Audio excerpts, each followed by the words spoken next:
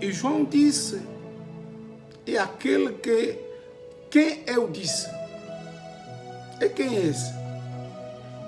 O que vem depois de mim, passou adiante de mim, porque antes de mim, ele já existia. Que tipo de apresentação da pessoa? Ele está a testemunhar uma pessoa, em vez de dizer a pessoa é o fulano.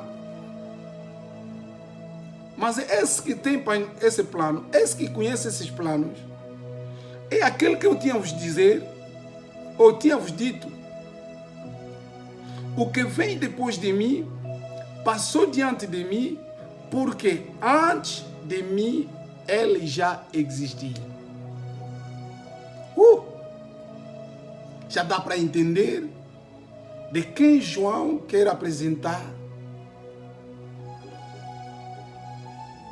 O que conhece os planos que ele tem para nós, ele já veio a existir. Ele não vai vir agora para saber como é que nós passamos, como é que as coisas são, e compadecer conosco e buscar a ter o conhecimento mínimo daquilo que nós passamos. Mas João disse, ele já tinha existido antes de nós estarmos. Dá para entender alguma coisa acerca dessa palavra, acerca desse testemunho? O que significa, ele nos conhece melhor do que a nós próprios. Porque no versículo 16, João continua a explicar ou a testemunhar essa pessoa, dizendo o seguinte: e da sua plenitude, todos nós temos recebido graça sobre graça.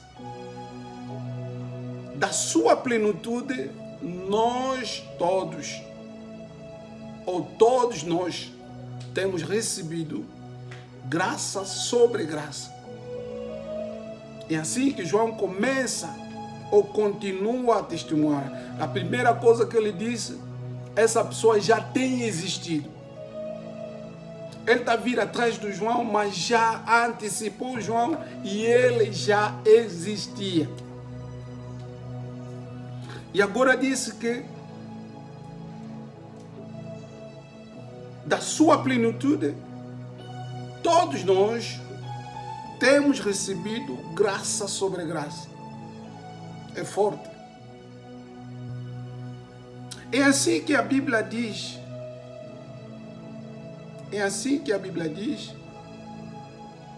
João já tinha feito ou já tinha apresentado esta pessoa que ele está testemunhando no mesmo capítulo, entre os primeiros versículos. No João capítulo 1, no seu evangelho, ele disse o seguinte: no início ou no princípio era a palavra, e a palavra era Deus. E Deus já existiu.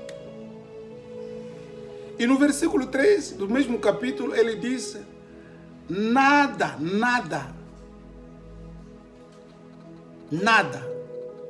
visível como invisível, existe sem ele. Deixa ver o versículo.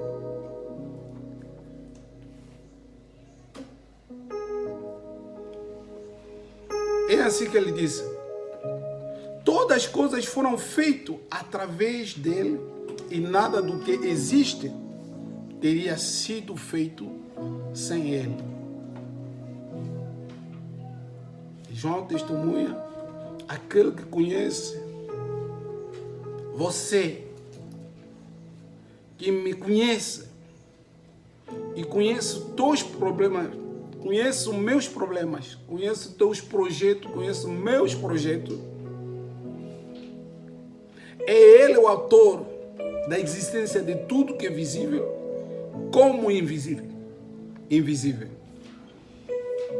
O que significa, ele tem o controle de tudo que está existindo no espaço do universo, no céu, embaixo da terra. Ele conhece tudo. E ele continua a dizer: tudo recebemos a ele, é graça sobre graça. O que significa? De tudo que nós possuímos, não há nada que vem de nós, não há nada que parte das nossas próprias forças, mas tudo que nós possuímos, tudo que nós temos é fruto da graça. É isso que o João quer apresentar, quer testemunhar, que realmente em nós é graça sobre graça. Não é só somente a nós que conhecemos a Deus, mas a todos. Ninguém fez o esforço para que ele aparecesse aqui nesse mundo. Ninguém fez o esforço para que o dia se abrisse para ele. Todos estavam na cama a dormir, esquecidos, até com sonhos. Mas assustando, já o dia abriu-se. Ninguém paga pela força, ninguém paga pela saúde, ninguém paga pela proteção. Se assim for, os que tinham muito dinheiro não deveriam morrer. E os que têm, que estão a morrer com corona, também não podiam. Mas nós todos, como João está a dizer, no versículo 16, é da sua plenitude, todos nós temos recebido graça sobre graça.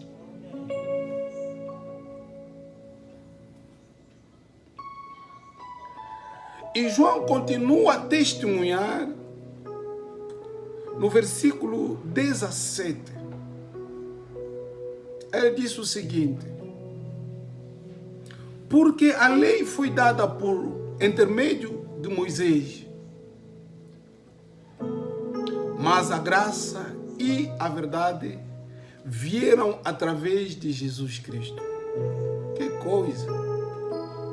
Aqui nesse versículo podemos encontrar dois nomes e duas coisas diferentes. Na testemunha do João, João menciona dois diferentes elementos que surgiram nesse universo, nesse mundo, e dois autores que trouxeram. Ele fala da lei e da graça e a verdade. E falando da lei, ele disse: a lei veio através de Moisés, ou pelo intermédio de Moisés, e a graça e a verdade veio através de Jesus Cristo. Através de Jesus Cristo. Mas escuta uma coisa: a vida não está na lei.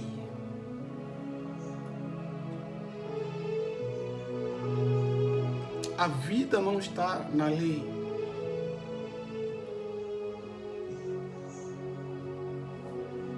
A vida está na graça.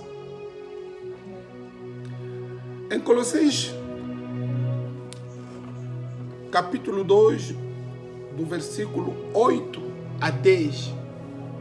Colossenses, capítulo 2, do versículo 8 a 10. Deixa eu só ler esse texto. Tem alguma coisa de importante que nós podemos aproveitar. Colossenses,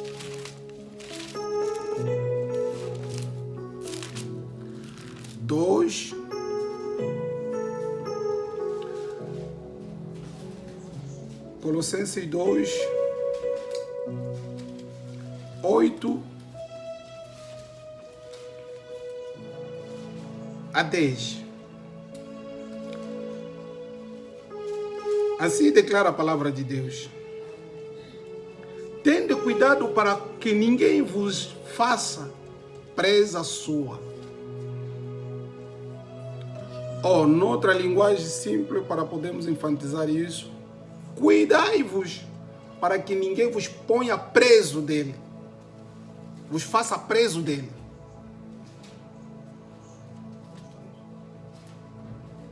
Por meio de filosofias e vãs sutilezas.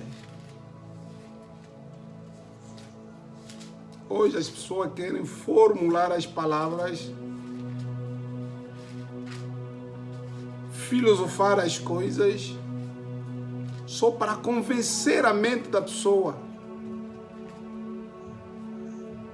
Em vez de explicar a palavra de Deus ou de transmitir a palavra de Deus, usem a filosofia. A Bíblia diz, segundo a tradição dos homens e segundo o rudimento do mundo, e não segundo Cristo. Cuidado, cuidado. Não são os nomes, os títulos, as denominações, mas temos uma guia que é a palavra de Deus, que tem tudo que nós desejamos para que andemos com Deus,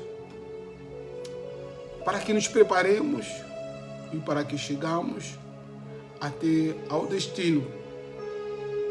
No versículo 9 diz o seguinte: em Cristo Jesus, porque nele habita corporalmente toda a plenitude da divindade. Tudo que o mundo, se falar do mundo não são as casas, não sei o quê, mas tudo que os homens precisam, a Deus habitou em Cristo corporalmente. E ninguém vem aí para te dizer que eu estou a salvar, que eu estou a libertar, que eu estou a fazer isso. Porque a Bíblia é bem clara. Tudo que nós precisamos habita corporalmente em Cristo. É por isso tudo que nós desejamos fazer, o façamos em nome de Jesus Cristo. Porque através de Jesus é que Deus responde às nossas petições. E Deus diz o seguinte: e estes perfeitos nele, em outra linguagem disseram o quê? Nele temos tudo, ou nós nele temos a plenitude. Porque ele é a cabeça de todos principados, de todos os príncipes, de todo poder e de todo potestade e de todas as autoridades. Quer dizer, tudo que pode ser poder, tudo que pode ser autoridade, Jesus é a cabeça. Tens alguma coisa, tens algum poder que está a dominar sobre você, tem alguma autoridade que está a impedir você avançar? Jesus está em cima de tudo isso. É por isso a Bíblia diz: tudo recebemos de graça sobre graça. Mas o versículo 17, ele nos revela alguma coisa que é muito importante para não deixar cair. A lei e a graça e a verdade. Eu disse, a lei não traz a vida, ou não dá a vida. Na lei não está a vida. Em Deuteronômio 30, não vamos ler, pude apontar, no versículo 19 a Bíblia diz: os tomei o céu e a terra como testemunhos e coloco diante de ti a vida e a morte, a bênção e a maldição. Dois elementos diferentes. Uma é vida, uma é a morte. A vida é representada pela graça e a morte é representada através da lei. A bênção é representada na graça e a maldição é representada a lei. Mas o que Deus prefere para o homem? Deus disse que escolhe a vida e a bênção para que tu viva e a tua posteridade. É assim que Deus quer de nós, segundo o plano que Ele tem para nós. O que Moisés trouxe para nós é a lei. Presta atenção. Ainda não estou lá na minha mensagem. Estou te preparando só para pegar essa coisa, porque o que nós vamos partilhar está pouco atrás disso. Mas convém você entender essas coisas. Por que a lei não traz a vida? Sem a lei ninguém poderia conhecer o pecado. Mas a lei que vem nos abrir os olhos é a lei que vem nos indicar, olha aí, é o pecado. E sabe o que o pecado, a lei faz? A lei é que nos conduz na condenação. Hoje falamos da condenação porque existe a lei. A lei nos leva na condenação e a condenação nos conduz até a morte. É assim Paulo vai escrever aos Romanos no seu capítulo 3, no verso 23. Porque todos pecaram e destituídos então da glória de Deus. Todos.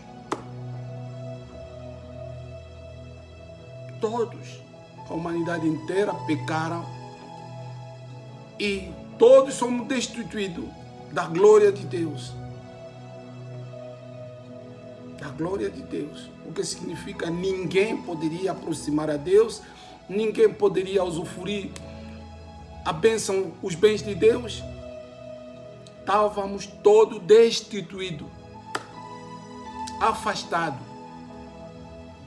separados, por causa da lei. Porque no Deuteronômio nos apresenta 10 leis, e essas 10 leis era importante que as pessoas cumprissem todos 10. Se você cumprir 9 e deixar uma, cai. E ninguém, desde que o mundo desde que Deus apresentou essa lei nas mãos de Moisés, ninguém foi capaz de cumprir essa lei. Ninguém. O que significa a lei vem só para nos mostrar a nossa fraqueza e as nossas limitações e depois abrirmos um novo caminho para que nós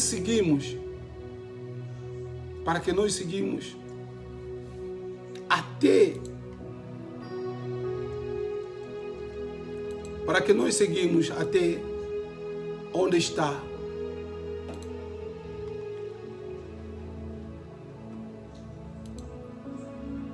a solução que nós desejamos, que nós esperamos.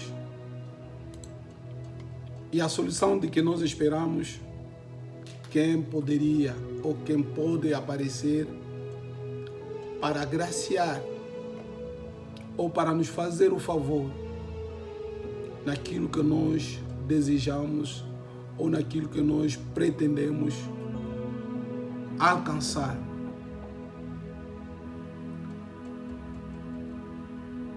Naquilo que nós pretendemos alcançar. E Paulo continua apresentando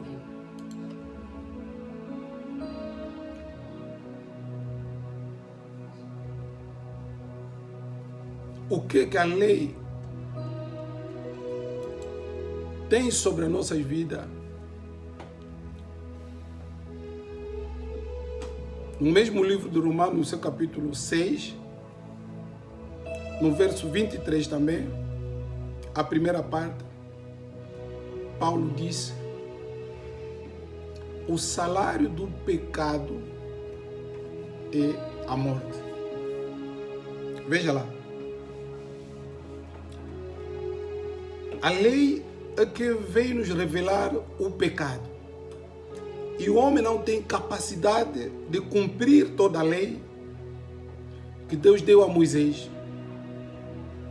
E como o homem não consegue cumprir toda a lei, isso fez com que o homem pecasse.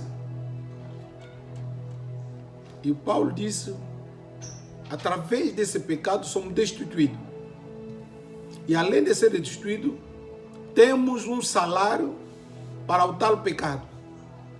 E o salário desse pecado, como ele diz no capítulo 6, no verso 23, parte A, este salário é a morte. É a morte. E assim sendo, eu acho que não há uma esperança, não há um futuro que nós podemos esperar nesse tipo de solução.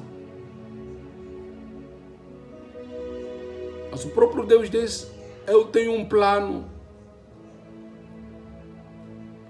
Esse plano é para nos fazer prosperar, nos dar uma esperança e um futuro.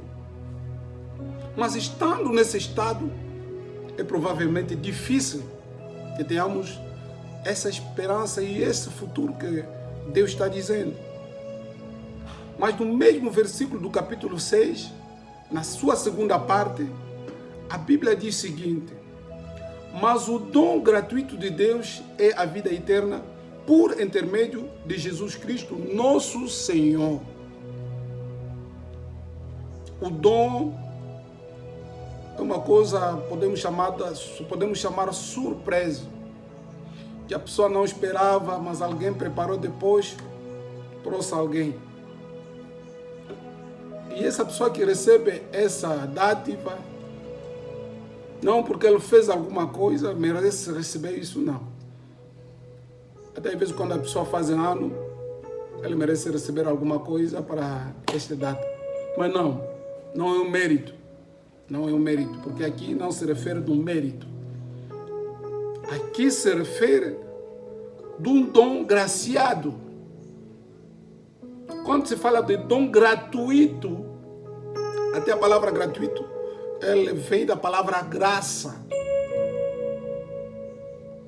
onde não existe o mérito da pessoa, daquilo que ele fez, mas Deus está a gratificar a esta pessoa que pode aceitar o dom de Deus. E assim o João 3,16 disse: Deus amou o mundo, deu o seu Filho como um dom. Ninguém deu a Deus qualquer coisa para que Deus dê em troca o seu Filho, nada. O dom gratuito de Deus, qual é esse dom? O dom que Deus dá gratuitamente é a vida eterna em Jesus Cristo. A vida eterna em Jesus Cristo. Quer dizer, a graça nos traz a vida e a lei nos traz a morte.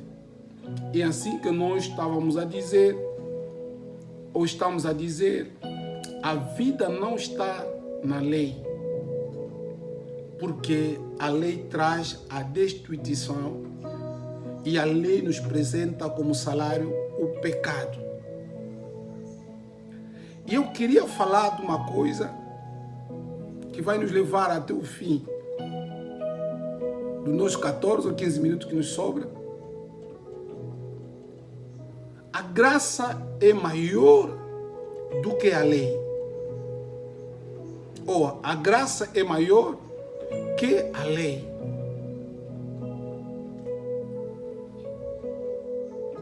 João demonstra isso no capítulo 8 do mesmo livro.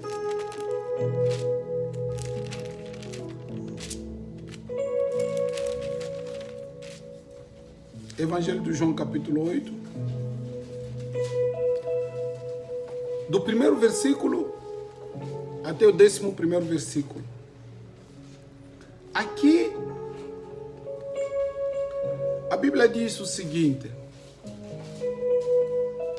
porém, Jesus foi para o Monte da Oliveira e pela manhã cedo tornou para o templo e todo o povo vinha ter com ele e, assentando-se, os ensinava. E os escribas e fariseus trouxeram-lhe uma mulher apanhada em adultério e, pondo-a no meio, disseram-lhe: Mestre, esta mulher foi apanhada no próprio ato adulterando. E a lei nos mandou Moisés que as tais sejam apedrejadas. Tu, pois, que dizes? Isto diziam eles, tentando-o para que tivessem de que o acusar. Mas Jesus, inclinando-se, escrevia com o dedo na terra.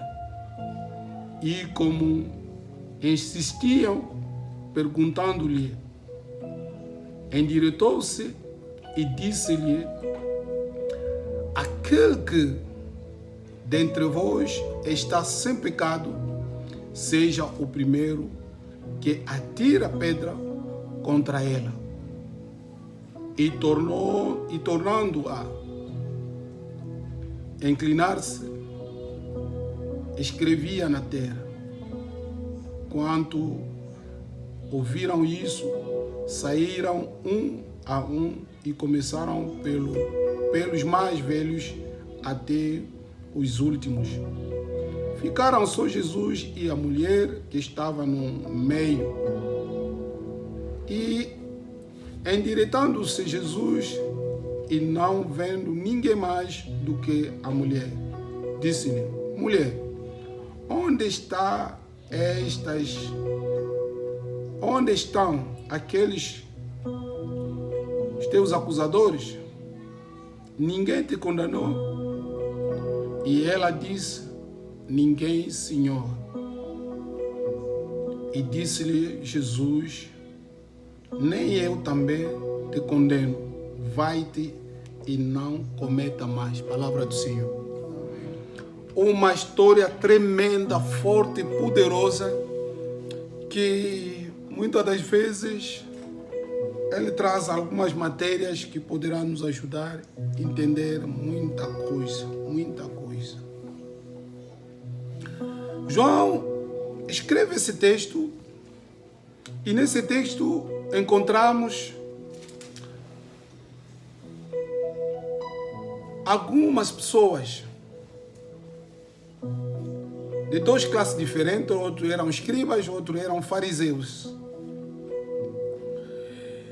E esses são os ditos homens da lei, que cuidam da lei, que guardam da lei, que observam a lei. Mas lá para adiante, onde nós acabamos de ver, a lei é tão perigosa, ela não tem outro caminho para nos levar, senão nos condenar e nos levar à morte. E esses homens é que eram detentores da lei. E do outro lado, vamos ver um outro camarada, que é chamado Jesus Cristo, do qual João testemunhou no capítulo 1, disse: Moisés é que trouxe a lei, e a graça e a verdade veio por intermédio de Jesus. Agora, nesse episódio, há duas coisas aqui que dá dor de cabeça. Hoje temos crentes legalistas que optam na lei e a própria lei que eles não conseguem meter em prática. E os outros que gozam da graça, se sabendo a graça nos ensina de renunciar de tudo que pode nos afastar a Deus. Presta atenção. Foi numa manhã que Jesus saiu do Monte da Oliveira, vindo no templo, e as pessoas viram Jesus, veio e aproximaram de Jesus, e Jesus estava lá ensinando a eles. A Bíblia diz, de repente, aparece um grupo dos escribas e fariseus. Esses nomes só falam do homem da lei. E junto com ele trazia uma mulher, cuja história que nós já temos aqui. E chegando a Jesus, com uma mulher que foi apanhada mesmo em delito. E esta mulher, sabendo da lei, já se sentia desesperançado. Já se sentia sem esperança.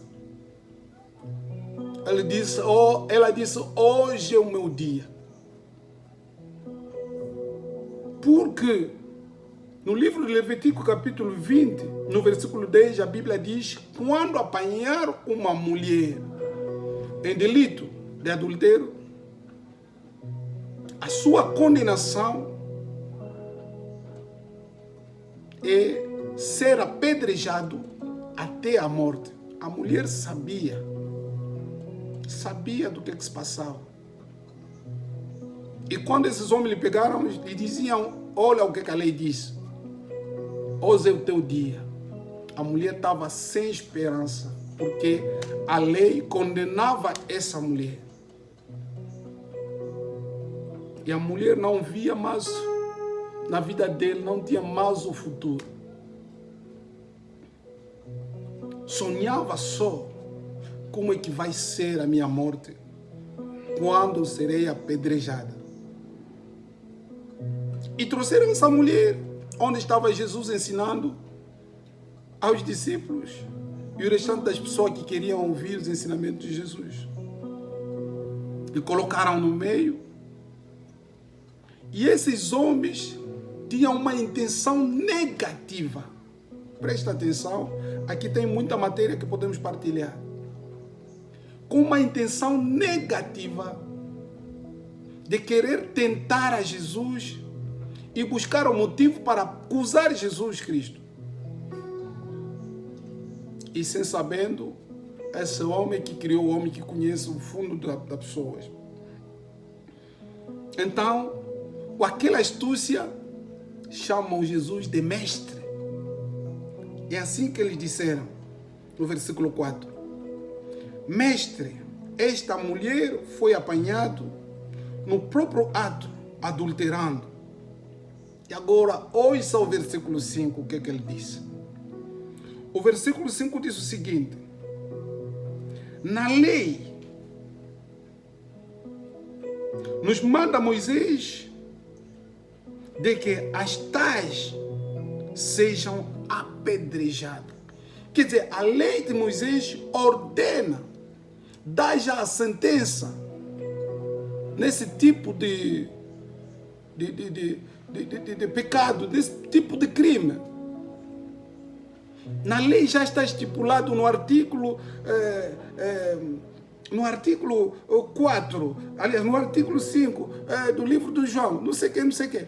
Quer dizer, se apanhar uma pessoa desse, segundo aquilo que Moisés nos disse, ele é uma morte. Ele deve morrer e não tem mais nada. Em vez dele levar a mulher, como já tinha uma sentença dessa mulher, e apedrejar que a mulher morresse, o erro cometido para esses homens, pegaram a mulher e levaram até a graça. Por quê? Moisés já não existe mais. Mas ele deixou a lei. E Jesus, que trouxe a graça, estava ele e a graça. E por cima não só com a graça, e ainda acompanhava-se com a verdade. E eles perguntaram a Jesus, pediram a opinião de Jesus. Olha o que ela fez. E agora Moisés disse isso. O que tu... É isso que a Bíblia diz no versículo 5. Tu, pois, que dizes? Essa é a pergunta que você vai fazer a Jesus. Então Jesus não respondeu. A Bíblia continua a dizer, como Jesus não estava a responder, Jesus inclinou-se. Com o dedo, ele estava a escrever. Ele estava a escrever. O que Jesus estava a escrever, nem sei. Nem sei. Nem quero especular sobre aquilo que Jesus estava a escrever. Porque a Bíblia não revela isso. É por isso que eu disse, no nosso tema, Jesus ainda não acabou de escrever. Jesus, até agora, ele está a escrever porque existem os acusadores que estão acusando alguém até hoje a Jesus e dizendo, olha o que ela fez, olha o que ele fez, o que tu dizes? E Jesus continuando a escrever. É por isso que eu disse, Jesus ainda não parou de escrever. Mas como Jesus estava demorando, escrevendo aí, a Bíblia diz, eles insistiram. No versículo 7, se não me engano,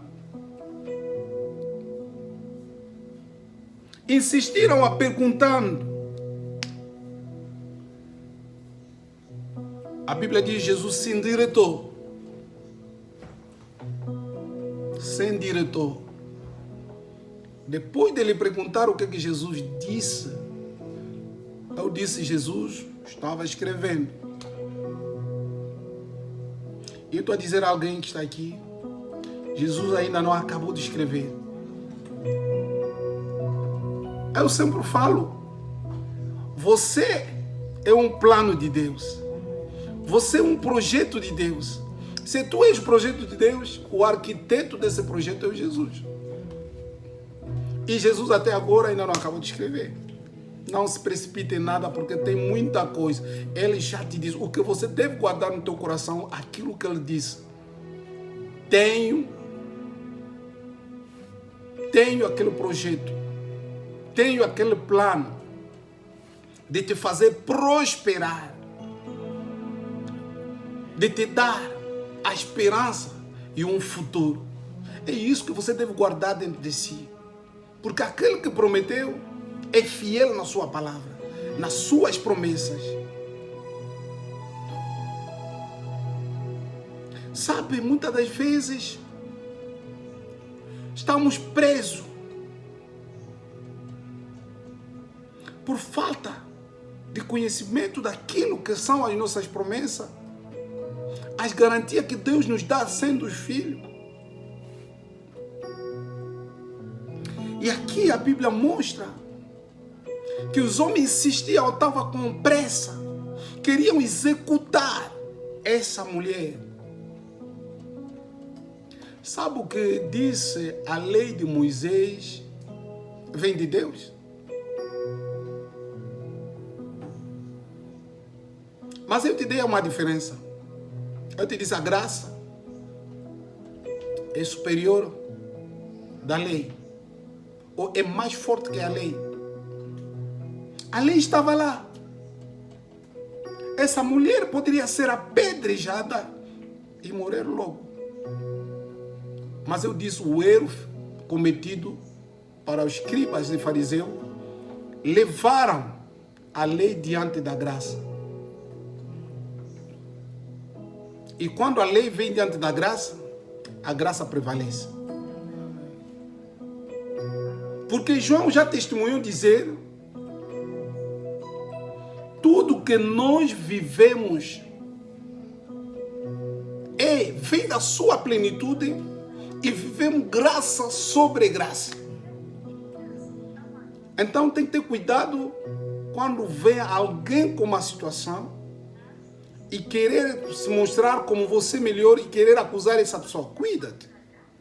Porque é ele que cometeu e nós beneficiamos graça sobre graça. Eu vou chegar lá, vou dizer alguma coisa sobre isso. E aqui nós podemos ver alguma coisa para podermos entender, com toda aquela pressão que faziam a Jesus, Jesus deixou de escrever, ou parou de escrever, e levantou-se e disse: ouça as palavras de Jesus Cristo. Antes de Jesus usar a graça, ele apresenta a verdade.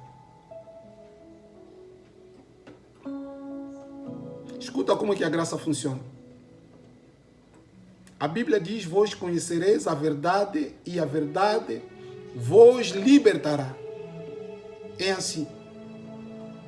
Muito agora quer a libertação na fogueira santa, não sei quem, não sei quem, não sei quem, não sei quem, não sei quem. Sim, fazem isso. Com as convicções que às vezes tenho. Mas eu sei o que a Bíblia diz. Primeiro, conhecer a verdade, essa verdade vai vos libertar. E Jesus não trouxe a graça, ele trouxe a graça e a verdade. E ele usa a verdade. Qual foi a verdade? A verdade é esta que Jesus usou. No versículo 7.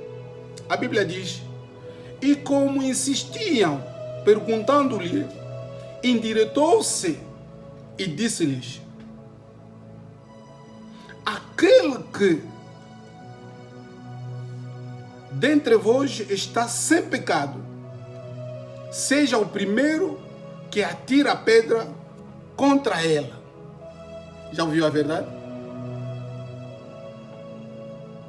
Esta é a verdade. Primeiro é a verdade. A graça vem. São gêmeos, andam juntos. A graça não anda com a mentira, anda com a verdade. A graça é Jesus, a verdade é Jesus. Quando Jesus respondeu pela pergunta, porque eles fizeram pergunta, Jesus também responde por uma pergunta.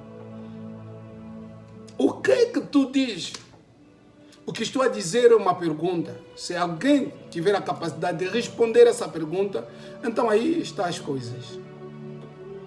Eu acho que na mente deles esperavam Jesus sustentar a lei. Mas a Bíblia diz que ele vem cumprir a lei. Jesus, com toda a sabedoria que ele tem, que ele é, não tem, mas que ele é, ele disse: esses homens estão atrás de uma outra coisa. Agora deixa trazer essa palavra sábia. Quem entre vocês nunca cometeu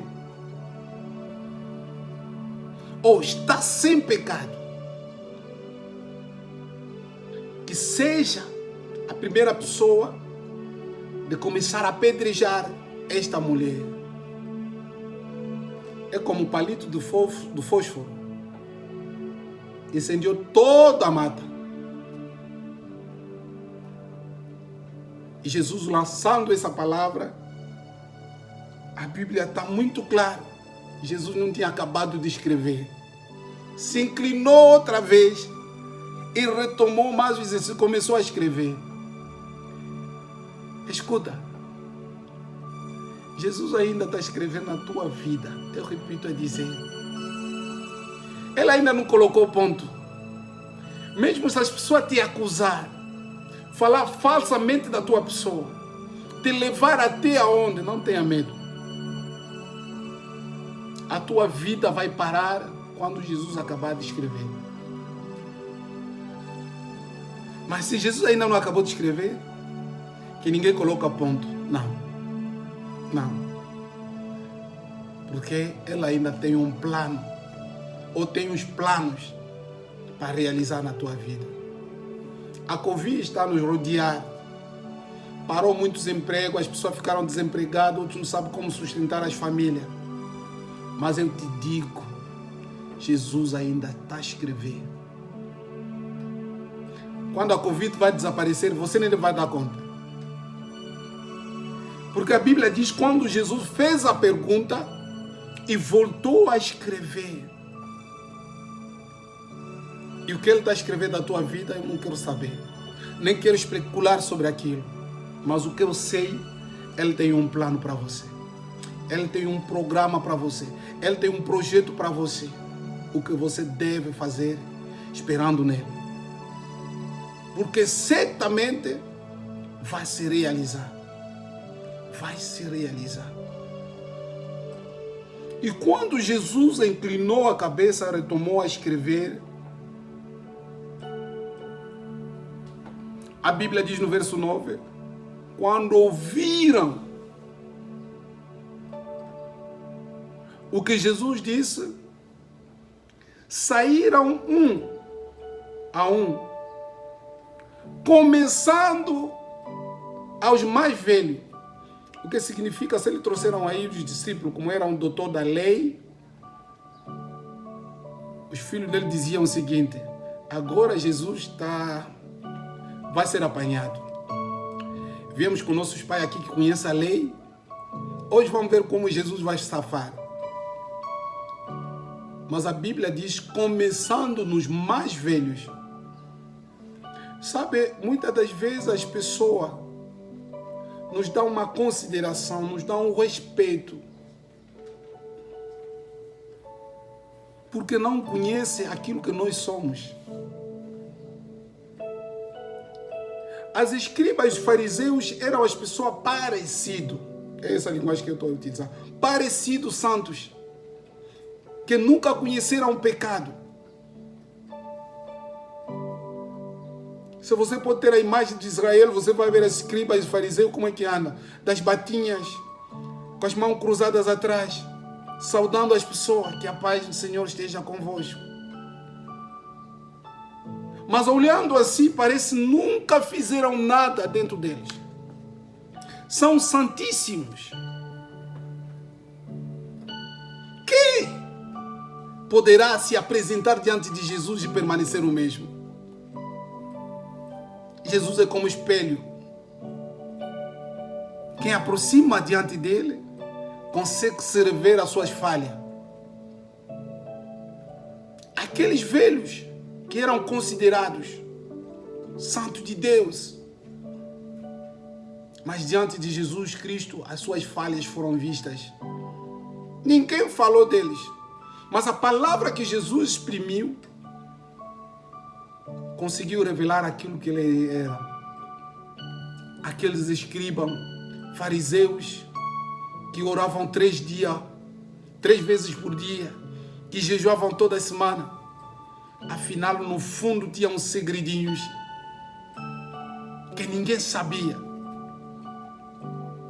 Muitas das vezes é bom falar da fraqueza de uma pessoa, revelar a fraqueza de uma pessoa, mas não sabemos quando nós revelamos a fraqueza de uma pessoa e a nossa fraqueza que é escondida, que ninguém sabe. É por isso que tenho dito, quando você quer resolver o problema de uma pessoa, você torna esta pessoa, carrega o seu problema que se torna seu e terá a melhor forma de resolver o problema dele. Mas se você ficar fora do seu problema, você não terá coração para resolvê-lo.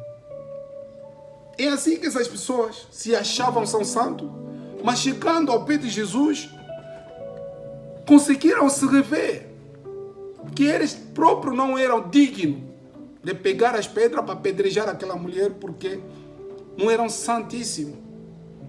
Havia pecado dentro deles.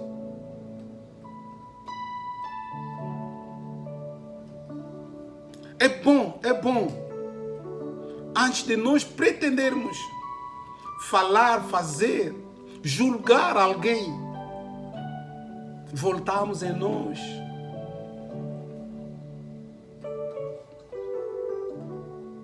é pessoa que tem dito, vocês pecadores esperam, vocês vão no inferno. Quem usa essa linguagem pagão não conhece a palavra de Deus. Antes de você tornar filho de Deus, você era quem? Não é pecador, mas alguém que teve compaixão de pregar a palavra de Deus e se aproximou de ti. É a mesma coisa que deveria fazer para esta pessoa. Mas eles não fizeram. Os mais velhos, a Bíblia diz, primeiro são os mais velhos que começaram a deixar o lugar. Sabe aqueles jovens que estavam aí, que estavam para dizer? Afinal, essa escota, nós pensamos são santos, afinal, também são mora pecadores. E eu não sei como é que foi a continuação dessa história lá no bairro. Aqueles fariseus que estavam aí a falar para apedrejar essa mulher, quando se encontrava com aquele jovem lá, não sei se aqueles jovens vão se inclinar à frente dele para dizer, ai, santo de Deus. Porque à frente de Jesus, todos foram pôr em nu. Afinal, eram pecadores iguais. A Bíblia diz no verso 9, começaram pelos mais velhos até aos últimos. Já viu como é que as coisas é? Eles é que trouxeram a lei. Confirmaram a lei. Agora não tem a capacidade de pegar as pedras para apedrejar aquela mulher. Não porque a lei era fraca, não. Porque a graça é mais poderosa. E diante da graça, a lei é inclinada.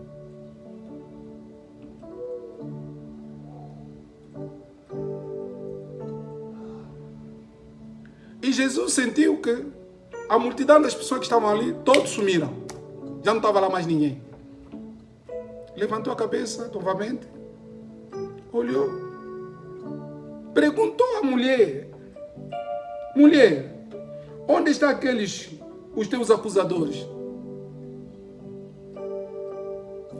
E aqui eu consigo perceber o poder da graça de Deus. Se Deus te graciar, mesmo teus acusadores não terão força de te fazer mal. É ali onde eu aconselho as pessoas, aproveita aceitar Jesus Cristo como Senhor e Salvador. Não é condicionado com dinheiro. É um favor que você deve aproveitar de entregar a tua vida a Jesus, porque é o homem da graça. Veja a mulher que merecia a morte segundo a lei de Moisés. Mas Jesus lhe perguntou, os que te acusaram, os teus acusadores, pelo crime que tu cometeste, foram aonde? Porque eles tinham tudo na mão. Tinham a lei, tinham também o instrumento para dar a sentença, que são as pedras que poderiam te levar à morte. Onde estão esses homens? Jesus ouviu as pedras que ficaram lá e os homens já sumiram. Eu dou graças a Jesus Cristo, porque pelos meus pecados era certo e direito até a morte. Mas se hoje estou em vida, é pela graça de Deus. Somente a graça de Deus que pode mudar a tua situação. Porque pelo pecado éramos destituídos da glória de Deus. E o salário do pecado era a morte. Mas a graça de Deus pode tirar você onde está. Pode tirar onde você está. Sabe, essa mulher já podia estar assim inclinado, esperando só quem vai ser o primeiro a apedrejar a ela. Muito vivem essa vida, esperando qual o pior que vai vir depois. Amanhã é segunda-feira. Hoje ainda está dizendo, o que vai ser amanhã segunda-feira? Porque ele vive na culpabilidade da lei, que ele não conseguiu cumprir. E ele está a esperar o pior. É como muito nunca pensou na mudança da sua vida. Essa mulher não pensava em nada. Parece que estava inclinado a esperar as pedrejadas as pedras sobre ela. Jesus é que vai lhe dizer: mulher, onde estão os homens que te acusaram? Ele vai assustar, acordar, já não está mais ninguém. O que você está a esperar não é aquilo que Deus está a esperar para você. Se você está a esperar o pior acontecer na tua vida, Jesus vem para transformar o pior.